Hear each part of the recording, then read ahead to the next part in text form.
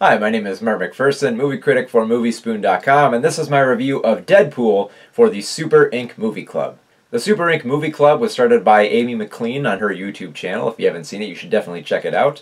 Mostly because you too can review movies for the Super Inc. Movie Club. There's a new movie each month, so be sure to check out her channel for details. So, Deadpool, I think, came about at a very opportune time.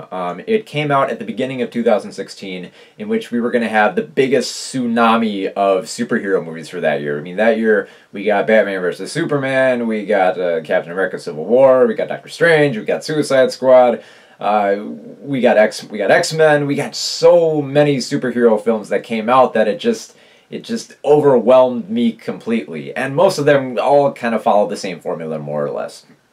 So Deadpool was sort of this great subversion to it. It was aware enough of superhero films, and I think it had a great timing for it too, because it came out during a time where people were becoming more accustomed to superhero movies, where, you know, we know enough about the lore of X-Men and everything that, you know, the time has come to make fun of it. And Deadpool does a great job at sort of satirizing this genre of cinema that's just basically become runaway.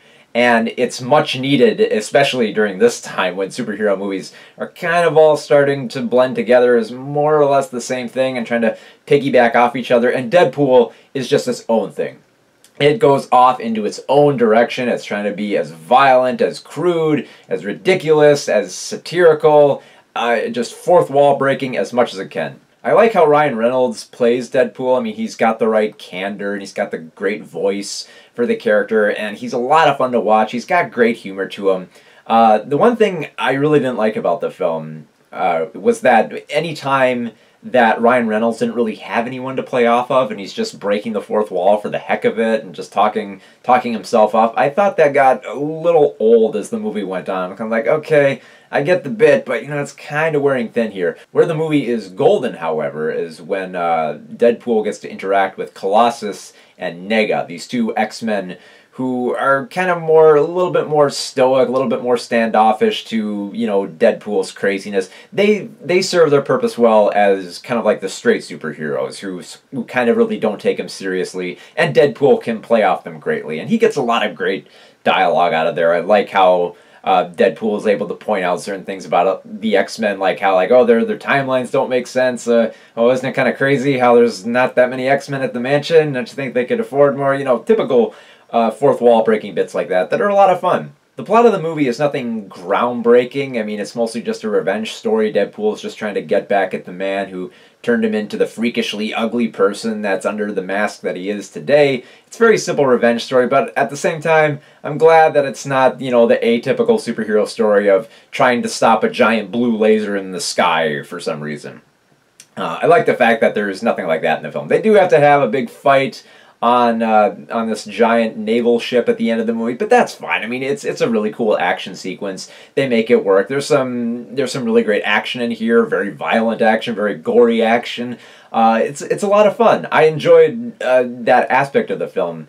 I think that for the sequel, though, I'm much more looking forward to the sequel because they're gonna bring Cable into the picture, and having Cable as a supporting character is the perfect straight man that Deadpool can play off of for an entire picture. Like, because for me, that was the only point in Deadpool where I thought it had the biggest fault, which was when we're specifically relying on Deadpool without anyone else around, and he basically has to just play it up to the camera as Ryan Reynolds.